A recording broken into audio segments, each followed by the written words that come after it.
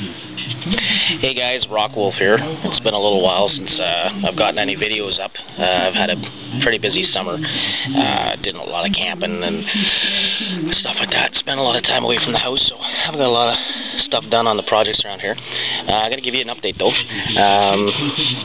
I get most of my property grubbed out here and some fill put in for my garage. So that's probably, I might get the slab poured before the winter, hopefully, who knows. But anyways, I'll give you an update on the TJ here. So she moves under her own power now. As you can tell, she's not in the same spot that she used to be. She used to be down the end of the driveway there. But alright, that's what I'm working on. I got to build my rear drive shaft, and I'm working on the driveline right now.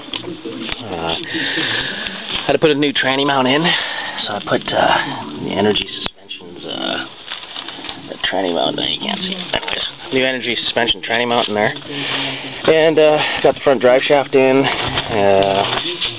and got the front pot buttoned up.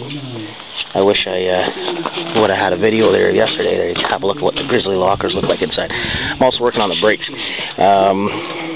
My master wasn't big enough, so I was just running the Jeep master from before. So I dropped in a Ford master out of half ton, 3/4 ton, the same master, but it's got more throw, 8 inches of throw. Now the bore in the piston, I was down at the flea market and I was talking to a guy that sells masters down there. He was selling high performance ones for Corvettes, and he was saying I should be using something with an 1.3" bore in it. So coming to my garage, turn the radio off.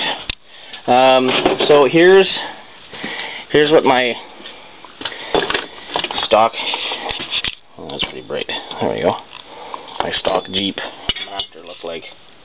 So she's pretty small. The Ford one that I put in there now, it's 8 inches.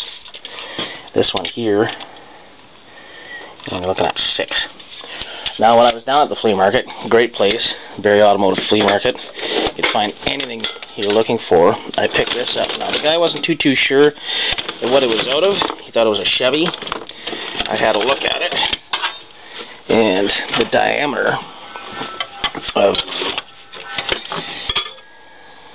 the plunger inside was fairly big. Now a little bit of looking, and a buddy of mine's got a Chev half-ton truck, and it's got the same master in it. Now he's also got another one that's a 3/4 ton. So I might modify this because it's 8 inches. It's 2 inches longer than the stock Jeep one, and the piston, or sorry, the bore of the master is a little bit is bigger than the Ford one. So we're gonna see if I use that the next while. But right now I'm just putting the Ford master in there because I just want to get the Jeep going. Now I have to build a rear drive shaft. So what I'm doing is, my good friends at Tom Woods, I did have a Tom Woods high angle drive shaft in the back of the Jeep before. However, I'm not going to cut that up and lengthen it for the Jeep. I have a buddy of mine that's I just sold him a Jeep and he needs a new drive shaft, so I might just sell him mine. So anyways, I do a lot of rebuilding on the double cardan joint for a lot of my friends in the club. They always blow their center yoke out, and then that leads to U-joint failure, and if they let it go long enough, it leads to drive shaft failure. I know this because my first high angle drive shaft I screwed up myself. You see where my U-joints failed and my H-block just took a shit kicking. So anyways, this was actually an H-block from a Tom Woods drive shaft. So I figured out how to make my own.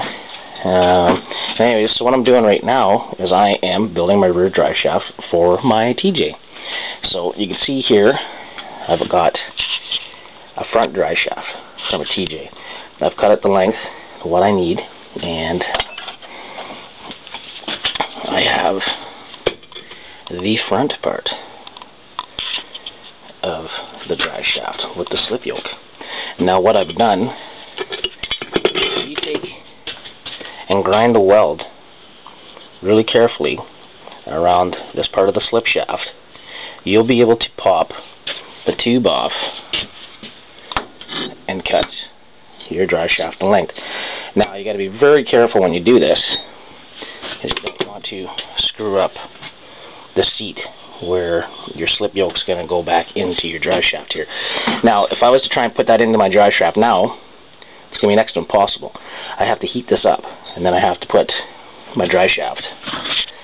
Jesus, the light's bright in here. So I'll have to heat up the drive shaft, and then I'll slip this in, and then she's tight, and there's no way it's coming out. I've already done this a couple times with the drive shafts on my CJ. I've already gone through a couple shafts on the CJ there just from